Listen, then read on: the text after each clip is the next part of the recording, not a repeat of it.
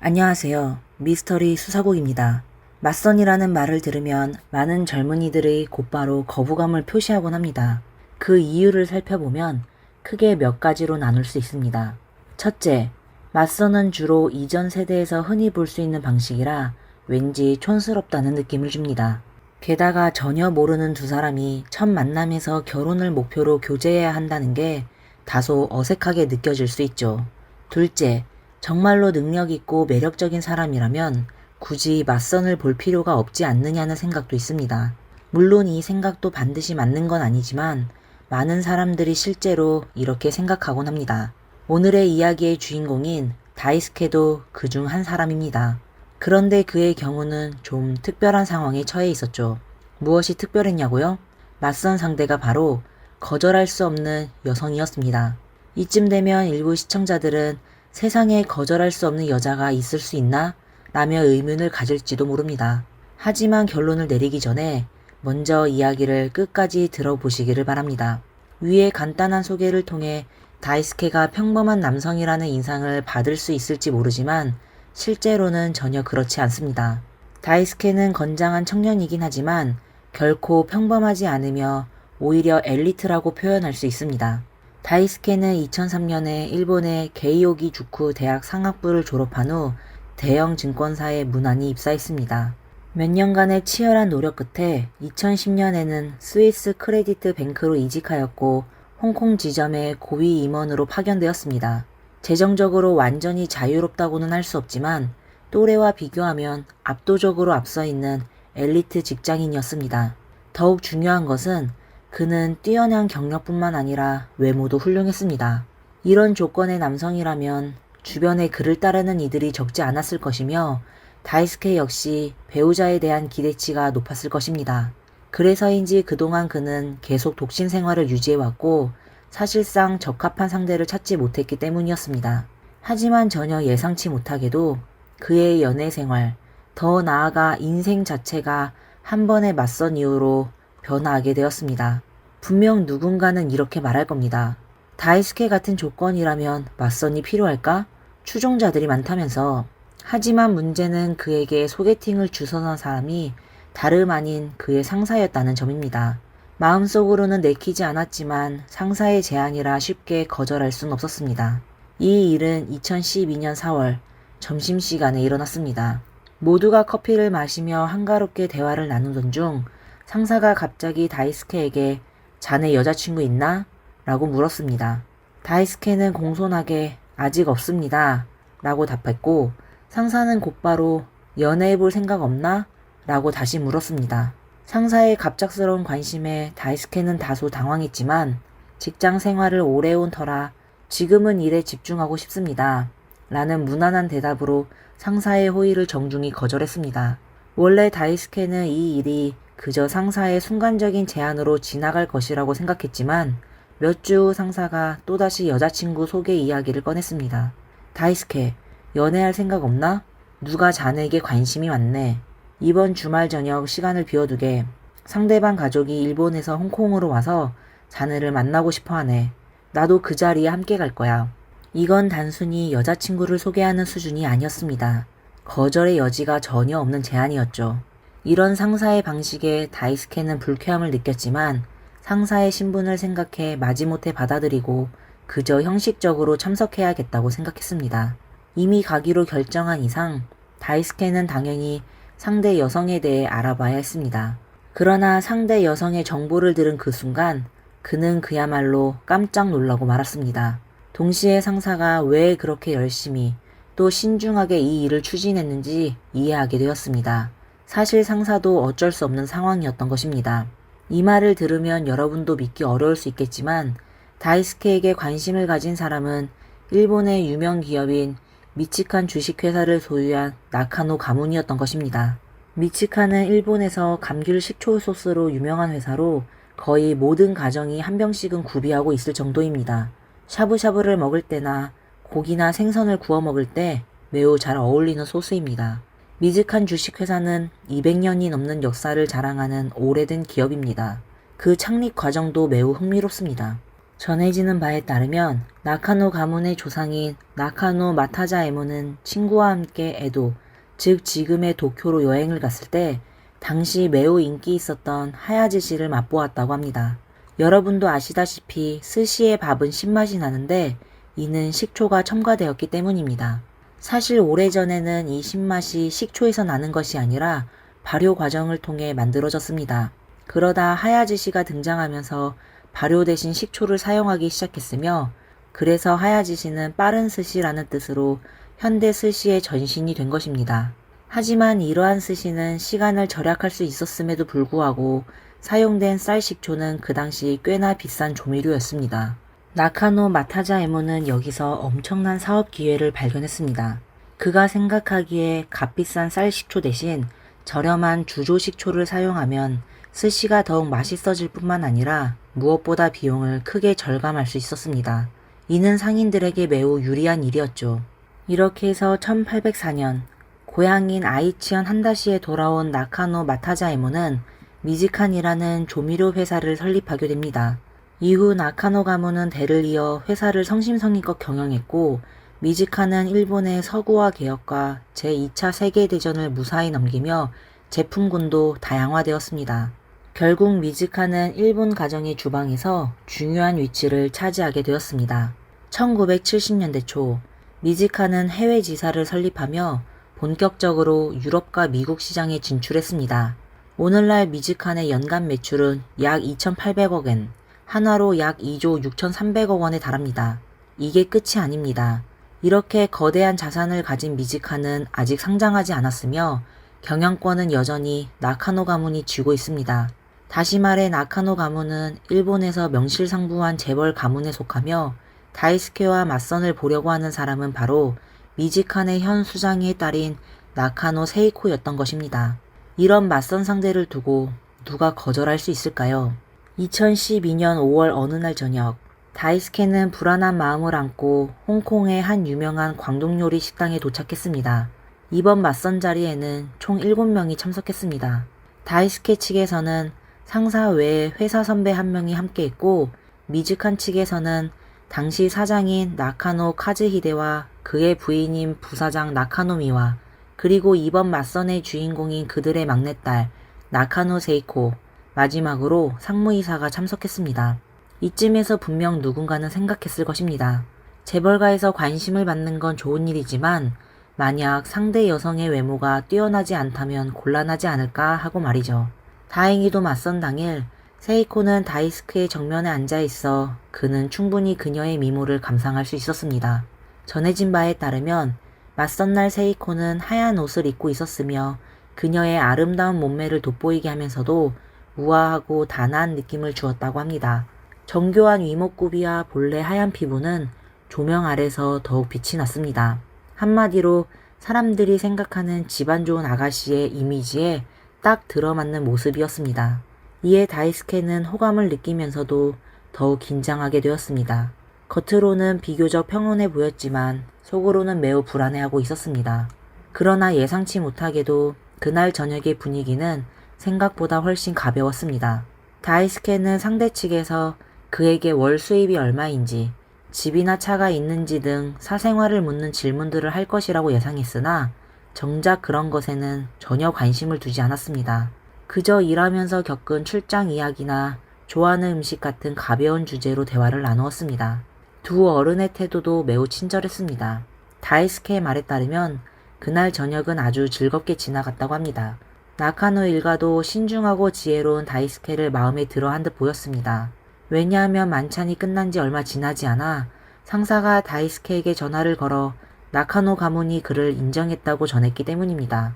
그리고 다음날 점심 다이스케와 세이코의 단독 데이트가 준비될 것이며 이를 위해 상사는 그에게 고급 차와 운전기사까지 준비해 주었다고 했습니다. 이건 정말 꿈만 같은 일이었습니다.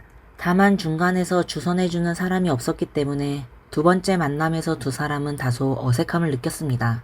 하지만 젊은 사람들이니 금세 긴장을 풀고 대화도 점차 자연스럽고 편안해졌습니다. 다이스케는 놀랍게도 재벌가의 딸이 생각만큼 가까이 다가가기 어려운 존재가 아니었다는 것을 깨달았습니다. 그녀가 관심을 가진 것들은 일반 젊은이들과 크게 다르지 않았습니다. 이번 만남을 통해 두 사람은 서로에게 좋은 감정을 가지게 되었고, 그렇게 두 사람은 연인 사이로 발전하여 장거리 연애를 시작했습니다. 매일 이메일로 서로의 마음을 전하고 가끔은 영상통화도 하며 홍콩과 일본의 거리가 그리 멀지 않으니 매달 한 번씩은 만날 수 있었습니다. 이러한 만남이 계속될수록 두 사람의 감정은 점점 더 깊어졌습니다. 하지만 다이스케의 마음속에는 여전히 약간의 불안감이 있었습니다. 어른들은 항상 배우자는 집안이 비슷한 사람을 만나야 한다고 말하곤 합니다. 자신의 가정은 기껏해야 중산층에 속하지만 세이코와의 관계는 이미 나카노 가문의 승인을 받았음에도 불구하고 두 집안의 조건 차이가 크다는 것은 분명했습니다. 연애할 때는 상관없겠지만 결혼 후에는 서로의 생활 습관이나 가치관이 큰 차이를 보일 것이고 두 사람이 과연 그 차이를 극복하고 적응할 수 있을지에 대한 걱정이 생겼습니다. 또한 하늘에서 공짜로 부가 떨어질 리가 없습니다. 이런 부유함을 얻으려면 그만한 대가를 치러야 한다는 것을 다이스케는 잘 알고 있었습니다. 세이코와 교제 초기부터 다이스케는 나카노 가문의 현 세대 집주인, 즉 세이코의 부모에게 아들이 없다는 사실을 알고 있었습니다. 그들의 거대한 사업 제국은 외부 성씨의 사람이 이어받는 것은 불가능하다는 것도 말이죠. 즉 다이스케가 세이코와 결혼하게 된다면 그는 분명히 대릴 사유가 될 수밖에 없고 앞으로 그의 자녀는 물론 그 자신마저 나카노 다이스케로 개명해야 할 것입니다. 어느 남자에게나 이 문제는 결코 쉽게 받아들일 수 있는 일이 아닙니다. 일본에서는 가문의 대를 잇기 위해서 혹은 다른 이유로 대릴 사유가 되는 남성이 적지 않지만 사적으로는 여전히 남들의 비난과 수군거림을 피하기 어렵습니다. 위에서 언급한 두 가지 외에도 다이스케는 나카노 가문에 들어가면 현재 하고 있는 일을 그만두고 일본으로 돌아가야 했습니다. 이미 금융업계에서 10년 넘게 일해온 그에게는 쉽지 않은 선택이었습니다. 하지만 사랑은 참 신기한 힘을 가지고 있습니다. 사랑은 모든 것을 이겨내고 때로는 사람을 이성적으로 판단하지 못하게 만듭니다. 이 관계가 깊어질수록 다이스케는 이전에 가졌던 걱정을 모두 잊어버렸고 장거리 연애는 두 사람을 더욱 힘들게 만들었습니다. 결국 다이스케는 세이코와 가정을 이루고 행복한 삶을 함께 하겠다는 결심을 하게 되었습니다. 예상대로 결혼이 성사될 즈음 나카노 가문에서 결혼 조건을 제시했습니다. 첫 번째는 다이스케가 성을 나카노로 바꾸는 것이었고 두 번째는 현재의 직장을 그만두고 미즈칸에 입사해 말단에서부터 시작해야 한다는 것이었습니다. 마지막으로 가장 중요한 조건은 바로 배우자의 법정 상속분 포기였습니다. 즉 만약 세이코에게 무슨 일이 생기더라도 다이스케는 그녀의 유산을 상속받을 수 없다는 의미였습니다. 이 요구 조건들은 매우 까다로웠지만 다이스케는 이미 예상하고 있던 일이었고 오히려 세이코와의 결혼을 위해 더 어려운 시험이 있을지도 모른다고 걱정했기 때문에 이 조건들로 결혼이 순조롭게 진행된 것을 다행으로 여겼습니다. 2013년 2월 다이스케와 나카노 세이코는 정식으로 약혼했고 5월에 두 사람은 혼인신고를 하고 성대한 결혼식을 올렸습니다. 이로써 다이스케는 나카노 다이스케가 되었고 아내의 집으로 이사해 장인 장모와 함께 살기 시작했습니다. 결혼 후 그는 미즈칸의 업무를 빨리 익히기 위해 일본 각지에 있는 미즈칸의 공장과 사무실을 방문하는데 많은 시간을 보냈습니다. 이로 인해 다이스케와 아내가 함께 보내는 시간이 매우 적어졌고 보통 주말에만 함께 지낼 수 있었습니다. 이러한 생활 방식이 형성된 이유는 다이스케가 일에 열정적이기도 했지만 더 큰 이유는 장인 장모와의 관계 때문이었습니다. 새 며느리가 시댁에 적응하기 어려운 것처럼 사위인 다이스케 역시 장인 장모와 함께 사는 생활에 적응하기 쉽지 않았습니다.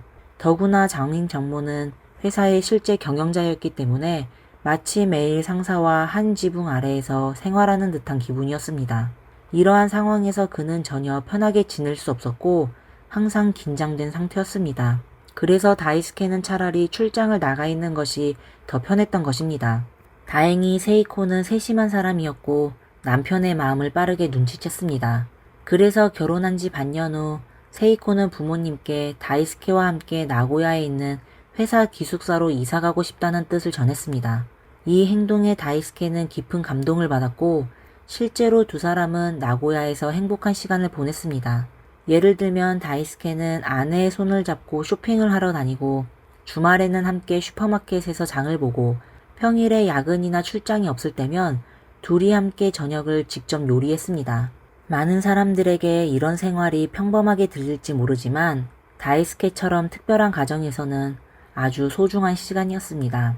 그러나 이러한 평범한 생활은 2013년 말에 세이코가 임신을 했기 때문에 반년밖에 지속되지 않았습니다. 그리고 다음해 8월 나카노 가문에 새로운 생명이 탄생하게 되었습니다. 더욱 기쁜 소식은 산정 검사 결과 세이코가 아들을 임신했다는 사실이었습니다. 오늘날에는 남아선호 사상이 거의 사라졌지만 재벌가의 경우는 다릅니다. 그들은 여전히 남자 후손을 중시합니다. 세이코가 이 기쁜 소식을 부모님께 전했을 때 카즈히데와 미와는 매우 기뻐했습니다. 나카노 가문은 남자만이 가업을 이을 수 있는 전통을 유지해왔기 때문입니다. 손자의 출생은 나카노 가문의 대가 끊이지 않고 이어진다는 것을 의미했습니다. 원래라면 미래의 가주가 태어나는 만큼 아버지인 다이스케의 지위도 자연히 상승해야 했습니다. 하지만 예상 밖으로 세이코의 임신은 다이스케에게 전혀 이득이 되지 않았을 뿐만 아니라 그를 더 깊은 수렁으로 몰아넣었습니다. 어느 날 다이스케는 평소와 같이 퇴근 후 집으로 돌아왔습니다. 그런데 집에 들어서자마자 분위기가 평소와 다르다는 것을 느꼈습니다.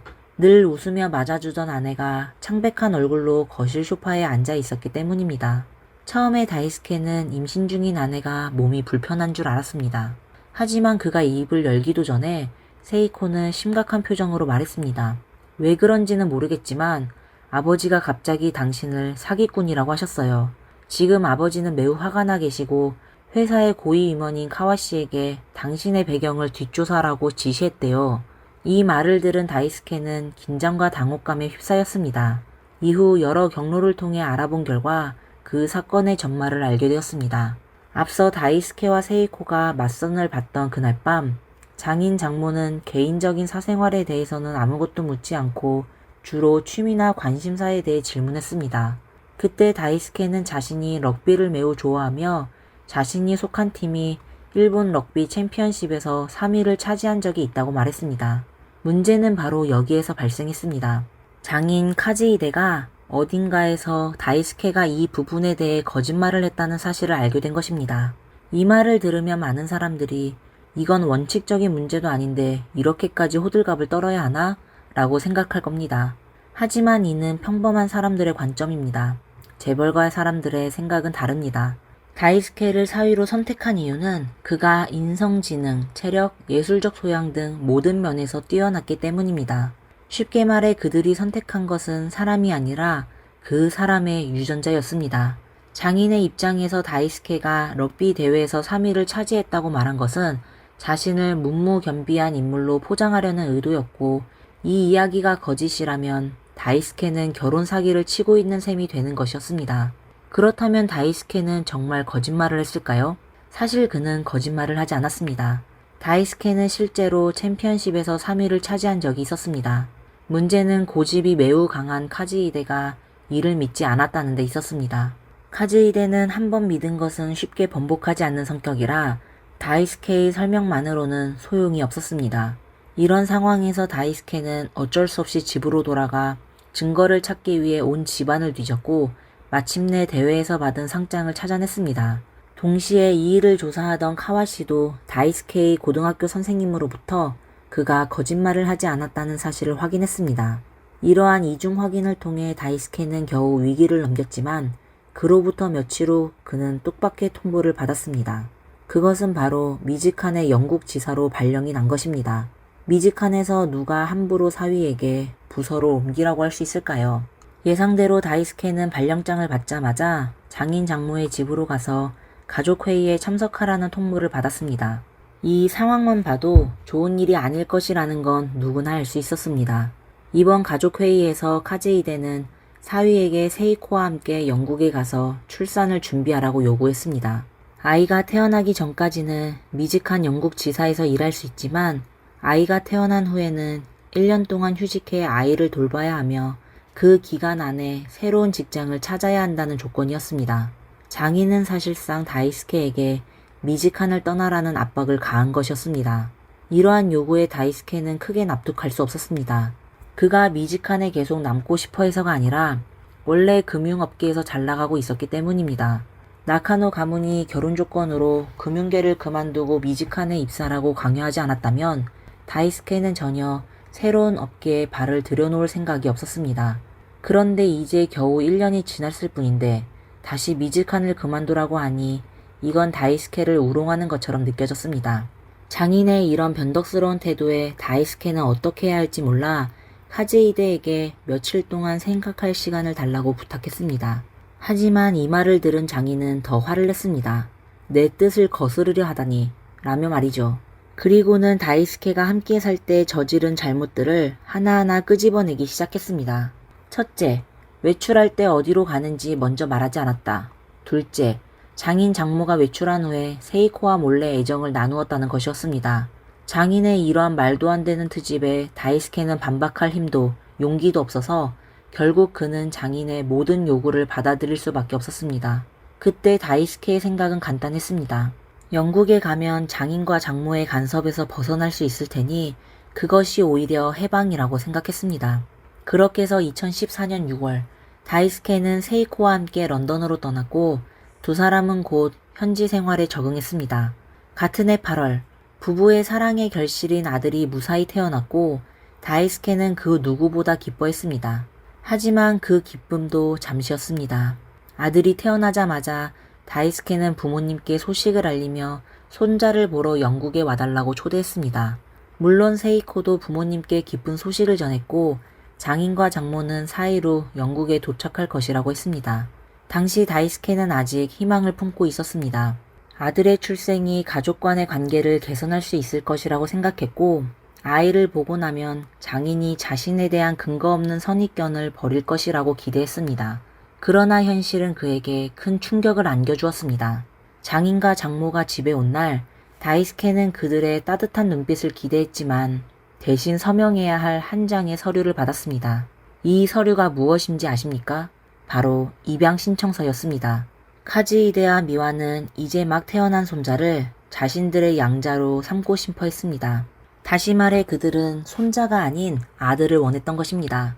혹시 다이스케가 이해하지 못할까봐 카즈히데는 이것이 나카노 가문에서 대대로 이어져온 관례라고 설명했습니다. 앞서 이야기했듯이 다이스케의 아내 세이코는 나카노 부부의 둘째 딸입니다. 아들이 없었던 그들은 손자가 태어나기 전까지는 큰딸인 나카노 유코를 가문의 상속자로 지정해 두었고 그 결과 유코는 아주 어린 나이에 할아버지에게 입양되었습니다. 그러나 다이스케의 입장에서는 입양이 나카노 가문의 전통이든 아니든 자신이 갓 태어난 지 4일 된 아들이 입양된다는 사실을 받아들이기 어려웠습니다. 게다가 이렇게 중요한 일을 결혼 전에 왜 말하지 않았냐는 생각이 들었습니다. 다이스케는 장인에게 자신이 좀 더 생각해 보겠다고 말했습니다. 자신의 결정을 또 한 번 사위가 거부하자 카즈히데는 분노를 참지 못하고 폭발했습니다.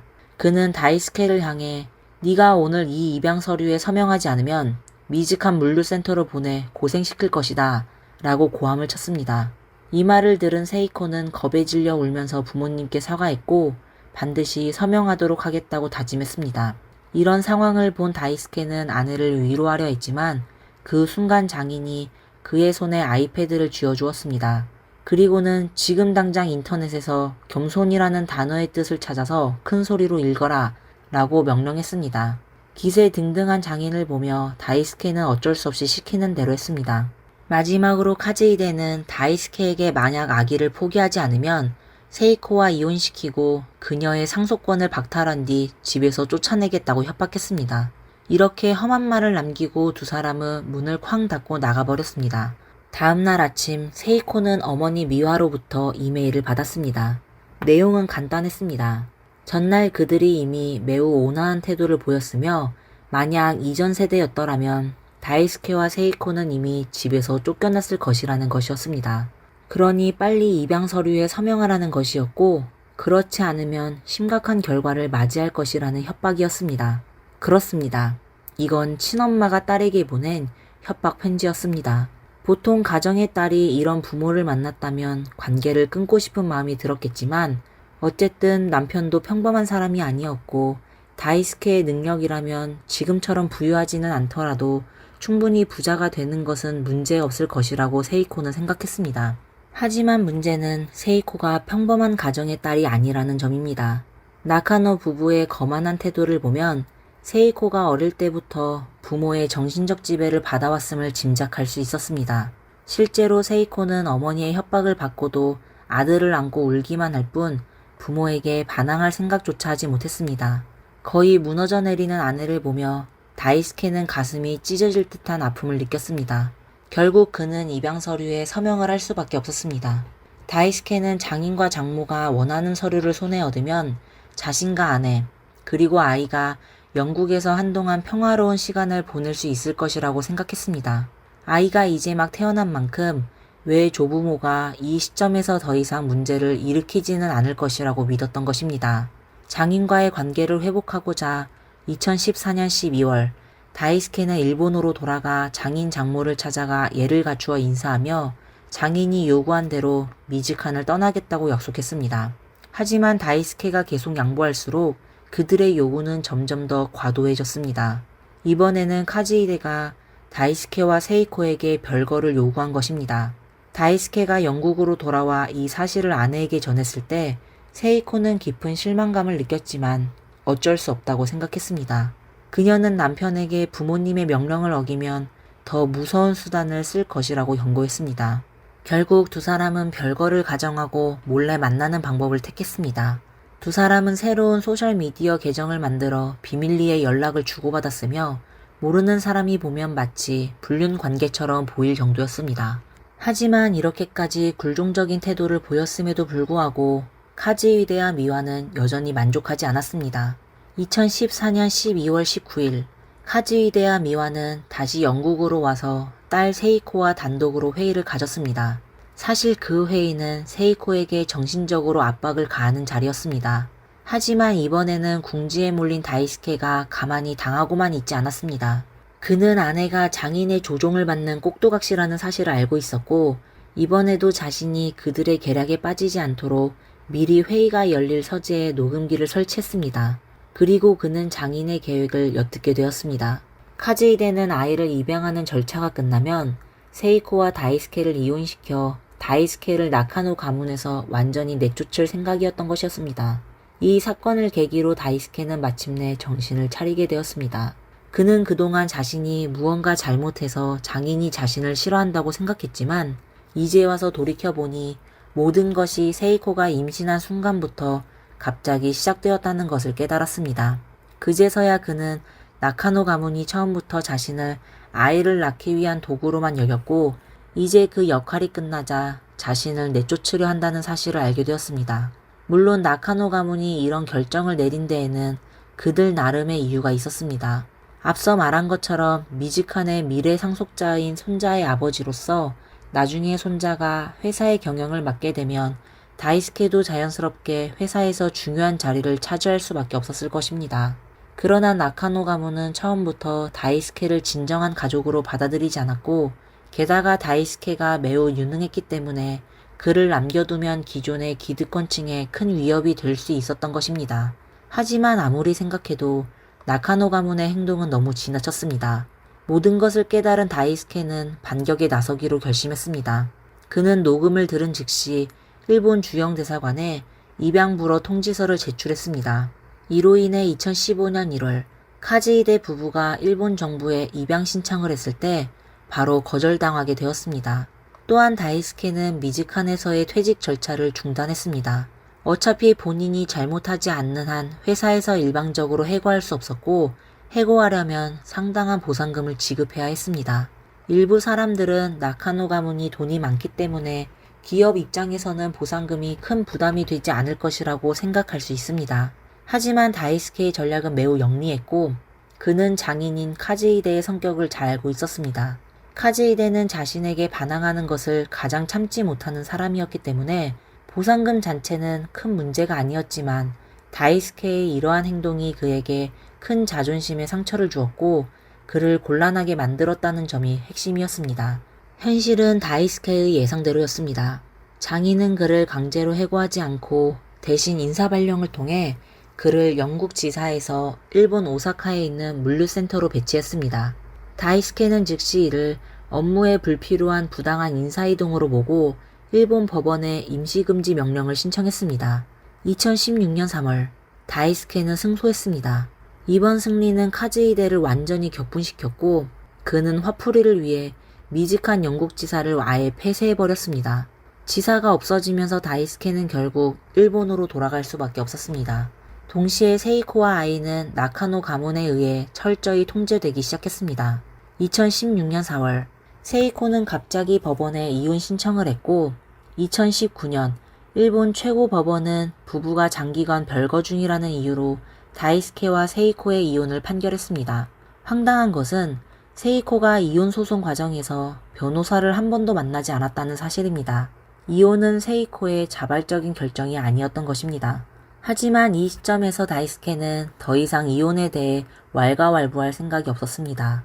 현재 그가 유일하게 원하는 것은 아들을 되찾는 것이었습니다. 세이코와의 이혼 소송이 진행되는 몇 년 동안 나카노 가문은 부자 간의 만남을 계속 방해했으며 다이스케가 아들을 만날 기회는 거의 없었습니다. 더욱 가슴 아픈 것은 아들이 그를 아빠가 아닌 삼촌이라고 불렀다는 사실입니다. 다행히도 아이는 영국에서 태어나 영국 국적을 가지고 있었기 때문에 다이스케는 아들을 보지 못하게 막는 나카노 가문을 상대로 법정 소송을 제기했습니다. 영국 법원은 최종적으로 다이스케가 친아들과 만날 권리가 있으며 나카노 가문은 부자가 만날 기회를 제공해야 한다고 판결했습니다. 그러나 이 행복도 오래가지 못했습니다. 미지칸이 일본의 유명 기업이다 보니 이 소송은 결국 언론의 관심을 끌게 되었습니다. 2019년 5월 다이스케와 미지칸의 분쟁이 방송을 통해 폭로되었습니다. 보도가 나간 후 나카노 가문은 즉시 사생활 침해를 이유로 다이스케의 아들 면회권을 일방적으로 중단했습니다. 같은 해 8월 미지칸은 회사 명예훼손을 이유로 다이스케를 해고했습니다. 그러나 이 조치에도 다이스케는 굴하지 않았습니다. 그는 곧바로 장인과 장모를 상대로 소송을 제기하며 아들 면회권과 정신적 피해 보상금 3천만 엔, 약 28억 원을 요구했습니다. 하지만 누구도 예상하지 못했던 일이 벌어졌습니다. 2021년 3월 도쿄 지방법원은 다이스케에게 패소 판결을 내린 것이었습니다. 그 이유는 세이코가 결혼 당시 이미 자녀 입양에 대해 언급했기 때문에 다이스케는 이에 대해 미리 알고 있어야 한다는 것이었습니다. 그러나 실제로 그가 들었는지 여부는 외부에서는 알 수 없었습니다. 또한 나카노 가문이 아들을 보지 못하게 한 행위에 대해서도 법원은 허용 가능한 범위 내에서 이루어진 것이라고 판단했습니다. 이번 판결 결과는 다이스케에게 일본 사법 시스템에 대한 깊은 실망감을 안겨주었습니다. 그는 2023년 12월에 자신의 트위터를 통해 다음과 같은 글을 남겼습니다. 객관적 사실에 근거해 정보를 전파해 주신 모든 분들께 감사드립니다. 저는 아들과 무려 4년 반 동안 떨어져 있었습니다. 그동안 저는 아들의 목소리조차 들을 수 없었고 그가 살아있는지조차 알 수 없었습니다. 하지만 어떤 상황에서도 저는 포기하지 않고 끝까지 싸울 것입니다. 아버지와 아들의 유대가 회복될 때까지 말입니다. 만약 일본의 사법부가 이러한 인권 침해를 묵인한다면 저는 영국으로 싸움터를 옮길 수밖에 없을 것입니다. 그의 사연이 언론에 보도되면서 많은 일본 국민의 관심을 불러일으켰습니다. 미지칸이 그동안 가족, 모임, 친밀함, 따뜻함과 같은 이미지를 내세워 브랜드를 구축해왔는데 정작 그 주인이 나카노 가문은 비열한 수단으로 부부를 이혼시키고 아버지와 아들을 갈라놓은 것이 밝혀졌기 때문입니다. 이는 미즈칸이라는 브랜드에 대한 환멸감을 불러일으켰습니다. 현재까지도 다이스케는 아들을 만나기 위해 계속 노력하고 있는 것으로 알려졌습니다. 그의 바람이 이루어지기를 바랍니다. 저희 채널도 사건의 향후 전개를 계속 주시할 것입니다. 이번 내용은 여기까지입니다. 저희 영상이 마음에 드셨다면 좋아요와 구독을 잊지 말아주세요. 다음 시간에 다시 뵙겠습니다. 감사합니다. 한 여성이 집에서 공격을 당해 온 힘을 다해 뛰쳐나왔지만 결국 심한 부상으로 집 앞에 쓰러져 다시는 일어나지 못했습니다. 더욱 충격적인 사실은 이 여성이 지역 주민들에게 존경받는 젊은 경찰이었다는 것입니다. 이 사건은 온 마을에 큰 충격을 주었는데 바로 오늘 우리가 이야기할 니샤 형사 사건입니다. 안녕하세요. 미스터리 수사국에 오신 것을 환영합니다. 웸블리는 런던 북서쪽에 위치한 브렌트 자치구의 작은 마을입니다. 2006년 5월 11일 저녁 11시가 조금 넘었을 때 웸블리 경찰서에 신고 전화가 걸려왔는데 한 여성이 아들과 같이 무서운 비명을 듣게 되어 옷을 챙겨 입고 두 사람은 함께 밖으로 나가 확인했을 때 그녀는 집에서 가까운 거리에 쓰러져 있는 여성을 발견했습니다. 바닥에는 피가 흥건했고 사건 당시 몇몇 이웃은 그녀를 목격했는데 처음 사람들은 피해자가 그저 행인인 줄 알았지만 곧 어떤 목격자가 그녀는 집에서 뛰쳐나온 것이라고 하였습니다. 신고를 받고 경찰은 즉시 현장으로 출동했습니다. 구급차도 곧 도착했지만 피해자는 여러 곳에 심한 상처를 입었고 특히 사타구니 동맥이 끊어져 있어 결국 약 1시간 후 사망했습니다. 이후 법의학 전문가와 사건 담당 형사들이 조사에 착수했고 경찰은 곧 피해자가 29세의 니샤 나슬이라는 사실을 확인했습니다. 그녀는 런던 특별경찰청의 특별경찰관이었습니다. 특별경찰관은 경찰 내에서 독특한 지위를 가지고 있으며 일반 경찰과 동일한 권한과 기능을 갖지만 일부는 자원봉사로 무보수로 활동합니다. 니샤 역시 자원봉사 특별경찰관이었습니다. 이 사건을 담당하게 된 것은 스코틀랜드 경찰청의 수사 책임자인 닉 스콜라였습니다. 경찰은 현장에 경계선을 설치하고 현장을 조사하기 시작했습니다. 조사가 진행되는 동안 니샤의 남편 파디와 오빠 카텐이 차례로 현장에 도착했습니다. 파디는 친구와 함께 차를 타고 왔는데 사건 당시 친구와 함께 당구를 치고 있었다고 합니다. 카텐은 여동생 집에서 두 블록 떨어진 곳에 살았는데 이웃의 전화를 받고 여동생이 사고를 당했다는 것을 알게 되었습니다. 현장에 도착했을 때 니샤의 집은 이미 경계선으로 둘러싸여 있었고 의사들이 니샤에게 응급처치를 하고 있었습니다. 그는 여동생이 고비를 무사히 넘어가기를 간절히 바랐지만 바닥에 널려있는 피자국을 보며 상황이 좋지 않다는 것을 직감했습니다. 경찰은 니샤의 집을 꼼꼼히 조사하며 대량의 사진을 찍었습니다. 집의 대문과 창문은 깨진 곳 없이 온전했고 1층 바닥에는 피자국이 여러 군데 있었습니다. 2층 방들은 뒤집힌 흔적이 없었고 문 옆에는 손전등이 놓여 있었고 한 방의 소파에는 현관문 열쇠가 놓여 있었습니다. 또한 경찰은 부엌 3번에 주방용 도구 하나가 없어진 것을 발견했습니다.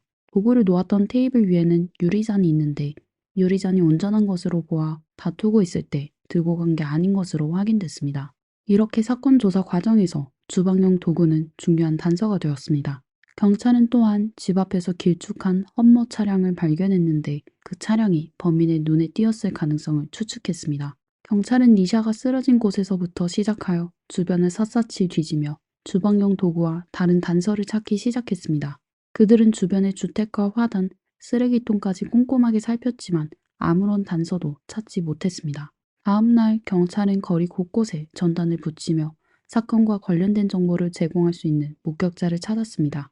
니샤가 살던 곳은 웸블리의 고급 주택가로 평소 치안이 매우 좋아 이번 사건은 지역 주민들에게 큰 충격과 불안감을 안겨주었습니다. 특별경찰관이 집에서 살해당했다는 사실은 큰 뉴스가 되어 사람들은 범인을 빨리 찾아 범인의 동기가 무엇인지, 경찰과 관련이 있는지, 그리고 새로운 희생자가 나타날 가능성이 있는지 궁금해하며 불안에 떨었습니다. 이 사건을 담당하는 수사관 닉 스콜라는 엄청난 압박감에 시달렸죠. 니샤 나스리는 1977년 베드퍼드셔주 루턴에서 태어난 인도 구기특의 영국인으로 런던에서 자랐습니다. 성인이 된 후 웸블리에서 미용실을 운영하며 바쁜 나날을 보냈습니다. 26살 때 니샤는 미용실을 운영하면서 런던 특별경찰청의 자원봉사 특별경찰관이 되었습니다. 그녀는 성실하고 친절한 성격으로 지역 사회에서 인정받는 인물이었습니다. 2003년 5월 그녀는 바넷 지역에서 33살의 파디 나스리를 만나 얼마 안 돼 결혼했습니다. 파디는 1970년 레바논 수도 베이루트에서 태어나 7살 때 부모님을 따라 런던으로 이주했습니다. 파디의 가족은 고급 승용차 렌탈 사업을 하고 있었고 길가에 주차되어 있던 험머 차량이 바로 그의 회사 차량이었습니다. 니샤와 파디를 아는 사람들은 그들이 매우 부유하고 행복한 부부라고 생각했습니다. 게다가 사건이 발생하기 며칠 전 그들은 결혼 3주년을 기념하며 파티를 열었는데 심지어 사건 당시 파티 사진은 아직 현상되지 않은 상태였습니다. 경찰은 우선 니샤의 남편 파디를 조사했습니다.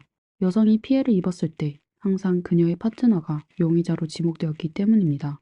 파디는 매우 슬퍼하며 경찰에게 사건 당일 밤 친구 크리스 미어스와 함께 당구를 치고 있었다고 말했습니다. 니샤가 흉기에 찔린 후에야 그는 이웃의 전화를 받게 됐다고 했습니다. 그리고 파디는 집을 떠날 때 분명 현관문을 잠갔다고 하였습니다. 경찰은 당구장의 CCTV 영상과 크리스의 증언을 통해 파디의 알리바이를 확인했습니다. 조사를 받는 동안 파디는 피해자 남편의 입장에서 잠재적인 목격자들에게 단서 제공을 요청하는 호소 영상을 녹화하고 싶어 했습니다. Obviously, someone's got a guilty conscience. Someone has got to know something. Who lives around them, a neighbor, or seen some blood, or someone acting suspiciously or nervous. Just might not be important, but just give us a call and let us know. 사건 발생 다음 날 사람들이 니샤를 추모하기 위해 현장에 모였습니다. 니샤의 집 앞에는 많은 꽃들이 놓여 있었고 현장에는 슬픔과 분노가 가득했습니다. 경찰은 니샤의 사회관계를 조사하는 과정에서 사건 전에 3명의 남자가 니샤의 집을 찾아가 문 사이에 두고 니샤와 말다툼이 벌어졌고 그 후 떠났다고 하였습니다. 만약 그들이 이 사건과 관련이 있다면 니샤가 스스로 부엌에서 도구를 가져와 다툼 중에 도구가 빼앗겼고 결국 자신이 들고 있는 도구에 찔린 것일까요? 이 추측이 맞다면 범인은 미리 계획한 범행이 아닐 것입니다. 어쨌든 범행 도구를 찾는 것은 수사의 핵심입니다. 이렇게 경찰은 범행 도구를 찾기 위해 많은 인력과 자원을 투입하여 수색 범위를 넓혔습니다. 수색 과정은 힘들고 사람을 지치게 하는 작업이었죠. 수색 범위가 넓어지면서 더 많은 자원이 투입되었지만 자원은 무한한 게 아니었습니다. 다행히 수색 작업이 끝나갈 무렵 드디어 좋은 소식이 들려왔습니다. 경찰은 하수도 맨홀 뚜껑 아래에서 주방용 칼을 발견했습니다. 희망이 보이는 발견이었죠. 해당 도구는 즉시 범죄과학수사연구소로 보내졌습니다. 법의학 전문가는 칼에서 니샤의 것으로 확인되는 DNA를 발견했을 뿐 다른 유용한 단서는 찾지 못했습니다. 하지만 이것만으로도 니샤의 집에서 사라진 주방용 도구가 바로 니샤를 공격한 도구라는 것을 확인할 수 있어 경찰에게는 중요한 단서가 되었습니다. 경찰은 범행 도구를 찾은 후 기자회견을 열어 30cm 길이의 도구를 공개했습니다.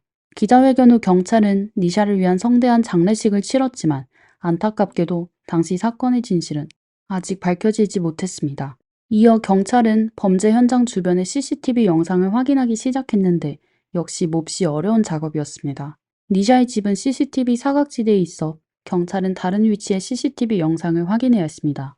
그러던 중 경찰은 한 차량이 범행 도구가 발견된 곳에 약 7초 동안 머물렀다가 빠르게 떠나는 장면을 발견했습니다. 시간은 사건 직후의 밤 11시 38분경이었습니다. 차 안의 사람은 은색의 물체를 하수구에 버렸는데 저화질 CCTV 영상에서는 단 한 프레임만 포착되었습니다. 경찰은 그 프레임을 반복해서 확인했지만 당시 현장이 아주 어두워 차량 번호판을 확인할 수 없었고 차량의 종류가 오디 승용차라는 사실만 알 수 있었습니다. 영국에는 오디 차량이 수천 대나 되어 영상 속 차량을 찾는 것은 사실 불가능한 일이었습니다. 경찰은 오디 자동차 판매점에 연락하여 영상을 함께 시청했고 판매점 직원은 번호판을 확인할 수 없지만 번호판 한쪽 불빛의 끝이 꺼져 있고 차량 지붕의 안테나가 순정 안테나와 다르다는 것을 알아차렸습니다. 그들은 차량 소유자가 아마도 그 차량을 개조한 것 같다고 하였습니다. 이 두 가지 단서를 통해 경찰은 수사 범위를 크게 좁힐 수 있었습니다. 경찰이 차량을 찾고 있을 때 피해자의 남편 파디는 경찰에게 중요한 단서를 제공했습니다. 사건 직전 그는 고급 승용차 한 대를 스코틀랜드에 있는 동업자에게 판매했습니다. 계약서에는 동업자가 그 차량을 다시 파디에게 렌탈할 수 있다는 내용이 포함되어 있었지만 파디가 요청했을 때 동업자는 계약을 파기했습니다. 파디는 화가 났고 가짜 이름으로 차량을 렌탈하여 차를 가져갔습니다. 동업자가 이 사실을 알게 되자 파디에게 협박 전화를 걸었는데 파디는 그 통화 내용을 녹음했고 경찰에 녹음 파일을 전달했습니다. 그는 동업자가 이 사건과 관련이 있을 것으로 의심했습니다. 닉은 즉시 수사팀을 스코틀랜드로 파견했죠. 하지만 차량 렌탈 회사는 파디가 이미 차량을 반납했고 파디에게 전화로 협박한 것은 단지 차량을 되찾기 위한 것이라고 하며 본인이 사업가일 뿐 단지 차량 때문에 사람을 해치지는 않을 것이라고 주장했습니다. 조사 결과 닉은 차량 렌탈 회사 혐의를 배제하게 되었습니다. 스코틀랜드 출장은 허탕을 쳤지만 경찰은 차량 렌탈 회사를 통해 파디의 평판이 좋지 않다는 사실을 알게 되었습니다. 차량 렌탈 회사는 계약을 위반했지만 파디가 차를 훔치는 행동은 다소 과격한 행동이었고 이를 통해 파디의 인품에 문제가 있을 가능성이 있다는 걸 짐작할 수 있었습니다. 이렇게 경찰은 파디에 대해 다시 조사하기 시작하여 우선 그의 통신 기록을 확인했습니다. 조사 과정에서 경찰은 파디가 현지에서 행실이 좋지 않은 사람들과 연락을 주고받은 사실을 알게 되었습니다. 그중 한 명은 지역에서 악명이 높은 마약상 로저 레슬리였습니다. 이에 경찰은 파디가 확실한 알리바이가 있어 범인일 가능성은 작았지만 그가 마약상과 연관되어 있다면 범인의 목표가 니샤가 아니라 파디일 가능성이 있다고 판단했습니다. 이어 경찰은 로저와 파디의 전화통화를 도청하여 곧 중요한 단서를 얻게 되었습니다. 도청 과정에서 경찰은 토니 이메뉴얼이라는 사람의 이름을 듣게 되었는데 마침 그는 오디 차량 소유주 리스트에 나타났던 사람이었습니다. 그는 나이트클럽 마케팅 일을 했는데 의심스러운 것은 그의 차량 번호판 한쪽 끝에 불이 꺼져 있었고 안테나가 개조되어 있었습니다. 이것은 CCTV 영상 속 오디 차량의 특징과 일치했습니다. 경찰은 즉시 토니를 체포하고 그의 오디 차량을 압수했습니다. 경찰의 신문에 토니는 사건 당일 밤 범죄 현장 근처에 있었지만 마약 거래를 하려고 다른 사람을 태우고 운전만 했을 뿐이라고 진술했습니다. 하지만 토니는 승객의 이름을 밝히기를 거부했습니다. 그는 본인이 승객의 이름을 밝히는 순간 목숨이 위험하다고 주장하며 본인은 범죄 사건과 아무런 관련이 없다고 강력하게 부인했습니다. 현재까지 드러난 상황은 사건 과정을 어느 정도 추측할 수 있지만 경찰이 확보한 단서만으로는 사건 전체를 완벽하게 이해하기에는 부족했습니다. 당시 니샤가 피해를 입은 지 6개월이 지났고 경찰은 그동안 사건을 열심히 수사했지만 사람들은 경찰이 사건을 해결하지도 못하고 범인을 잡지도 못할 것이라고 생각하였습니다. 경찰은 토니를 통해 돌파구를 찾고자 그를 집요하게 신문했고 결국 토니는 드디어 함께 있던 승객의 이름을 밝히게 됐습니다. 그 승객의 이름은 제이슨 존스이며 나이트클럽의 보디가드였습니다. 토니는 제이슨을 픽업했을 뿐 정확히 무슨 일이 일어났는지는 모른다고 말했습니다. 경찰은 토니의 진술이 사실인지 알 수 없었고 토니가 사건에 연루되었는지 여부도 확인할 수 없었지만 새로운 용의자를 찾게 되어 기뻐했습니다. 경찰은 제이슨과 토니가 이번 사건과 연관되어 있을 가능성을 의심했지만 그들의 범행 동기는 여전히 미스터리였습니다. 닉은 확보한 단서들을 정리하며 사건을 다시 살펴보았습니다. 사건 당일 밤 파디는 집에 없었습니다. 니샤는 위험을 감지하고 부엌에서 도구를 챙긴 다음 손전등을 들었습니다. 하지만 이 부분에서 몇 가지 납득되지 않는 부분이 있었습니다. 니샤의 집 앞에는 가로등이 밝게 켜져 있었는데 굳이 손전등이 필요했을까요? 그리고 그녀는 날카로운 도구를 들었다고 해서 모든 위험에 대처할 수 있다고 생각했을까요? 그리고 현관문은 잠겨 있었고 열쇠는 거실 소파에 놓여 있었습니다. 현관문이 파손된 흔적이 없다는 것은 니샤가 문을 열었다는 것인데 그녀는 왜 문을 열었을까요? 이 모든 것은 이해할 수 없었습니다. 이에 닉은 중요한 퍼즐 조각이 빠져 있다는 것을 느꼈습니다. 이때 닉은 파디의 연락처를 조사하면서 그의 휴대폰에 남아있는 사진들이 떠올랐습니다. 닉은 사진을 자세히 살펴 한 여성의 사진이 유독 많았다는 사실을 발견했는데 그 여성은 니샤가 아니었습니다. 그 사진 중 한 장은 침대 옆에 앉아있는 여성의 모습이었습니다. 이것은 완벽한 남편의 휴대폰에서 발견될 만한 것이 아니었죠. 닉은 그 사진들을 들고 파디를 다시 불러 조사했습니다. 처음 파디는 기억나지 않는다고 했지만 경찰의 추궁에 결국 그 여성이 로라 모키에네였고 자신의 애인이라고 인정했습니다.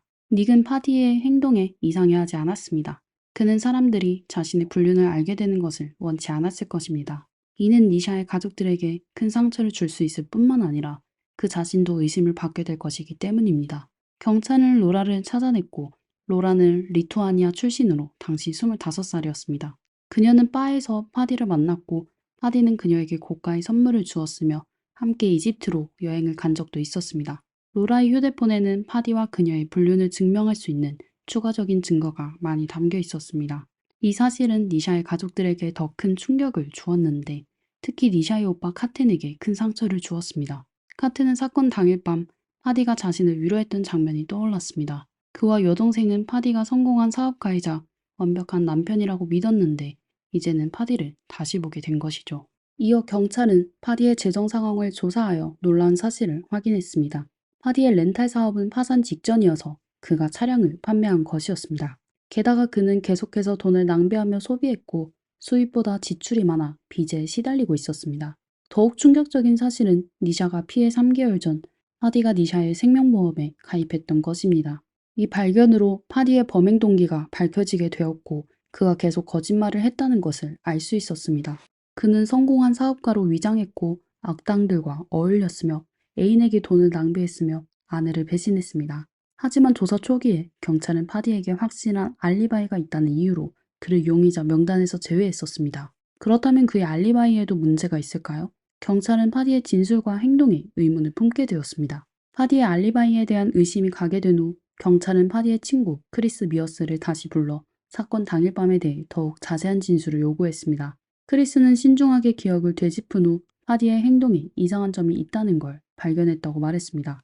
그는 아내와 같이 파디 부부와 함께 여러 번 식사했었지만 사실 평범한 친구 사이였을 뿐이라고 했습니다. 사건 당일 밤 9시 30분경 크리스는 아내와 함께 인도 레스토랑에서 파디를 만났는데 그는 크리스 부부를 집으로 초대했습니다. 이에 크리스는 시간이 늦었다며 정중히 거절했습니다. 하지만 그가 집으로 돌아간 후 파디는 크리스에게 다시 전화를 걸어 그의 아내에게 부탁하여 크리스를 설득해달라고 했습니다. 크리스는 다시 거절했지만 파디는 계속해서 전화를 걸었습니다. 결국 크리스는 파디의 끈질긴 요청에 못 이겨 그와 만나기로 하였습니다. 크리스의 진술을 들은 경찰은 파디가 계획적으로 알리바이를 만들었다는 걸 더욱 확신하게 되었습니다. 하지만 모든 것은 추측일 뿐이었고 경찰은 더욱 확실한 증거를 찾아야 했습니다. 수사팀의 닉은 파디가 이번 사건에 연루되었다면 다른 용의자와 연락을 취했을 가능성이 높다고 생각했습니다. 그는 용의자의 사건 전후 통신 기록을 꼼꼼히 조사하여 결국 이전에 놓쳤던 중요한 사실을 발견했습니다. 사건 당일 밤 파디는 이웃의 전화를 받기 전에 다른 한 통의 전화를 받았습니다. 이 전화는 니샤가 공격을 당한 후에 걸려왔고 전화를 건 사람은 바로 로저였습니다. 그리고 그 전화 직전 로저는 제이슨으로부터 전화를 받았습니다. 이 전화는 경찰이 신고 전화를 받은 시간과 거의 일치했습니다. 다시 얘기하자면 사건이 발생한 후 가장 먼저 전화를 건 사람은 제이슨이었습니다. 이러한 단서들을 종합해 볼 때 경찰은 범행을 저지른 사람이 제이슨이며 그는 로저를 통해 파디와 연락을 취했고 파디는 완벽한 알리바이를 만들어 무고한 호라비처럼 보이도록 했다는 결론을 내렸습니다. 모든 퍼즐 조각이 이제 맞춰졌습니다. 제이슨은 범인이었고 파디는 그와 공모하여 범죄를 은폐하려 했던 것입니다. 사건 당일 밤 파디는 아내를 해치기로 마음먹었습니다. 그는 로저를 통해 제이슨에게 집 열쇠를 건네주었고 제이슨은 아무런 어려움 없이 집으로 들어갈 수 있었습니다. 손전등을 든 사람은 니샤가 아니라 제이슨이었고 니샤는 2층에 있었습니다. 제이슨은 부엌으로 들어가 날카로운 도구를 집어들었고 그는 자신의 범행을 마치 무작위 범죄처럼 보이게 하려는 의도였습니다. 그때 이상한 소리를 들은 니샤는 1층으로 내려왔고 두 사람이 마주치자 제이슨은 그 도구로 니샤를 찔렀습니다. 경찰이 파디를 다시 신문하자 그는 갑자기 울음을 터뜨렸습니다. 그는 이런 방식으로 경찰이 질문을 피하려 했지만 이미 늦은 일이었습니다. 2007년 2월 27일 파디 나스리는 아내 니샤를 해친 혐의로 기소되었습니다. 2008년 5월 28일 사건 발생 2년 만에 파디, 토니, 제이슨, 로저 4사람은 올드베일리에서 재판을 받게 되었습니다. 그날 법정에는 빈자리가 없었고 주요 언론 매체들이 복도를 가득 채웠습니다. 검찰은 강력한 간접 증거를 제시했지만 아무리 강력한 간접 증거라도 결국은 간접 증거일 뿐이었습니다. 검찰은 피고인을 유죄 판결할 만한 확실한 증거가 없어 배심원들에게도 어려운 사건이었습니다. 6일간의 재판 끝에 배심원들은 드디어 판결을 내리게 되었는데 모두 숨을 죽이고 기다리고 있었습니다. 토니 에마뉴엘은 무죄 판결을 받았고 제이슨 존스, 파디 나스리, 로저 레슬리는 10대 2의 다수결로 유죄 판결을 받았습니다. 결국 로저 레슬리는 18년형을 선고받았고 제이슨 존스와 파디 나스리는 20년형을 선고받았습니다. 한 가지 언급해야 할 점은 파디의 아버지 파룩도 자신의 애인을 해친 혐의로 기소된 적이 있었습니다. 2000년 53세의 파룩은 감옥에서 스스로 목숨을 끊었습니다. 바로 몇 년 후 그의 아들 파디도 똑같은 죄를 저질렀다는 사실은 정말 놀라운 일이었죠. 오늘의 영상은 여기까지입니다. 영상을 재미있게 보셨다면 좋아요와 구독 부탁드립니다. 다음 영상에서 뵙겠습니다. 감사합니다.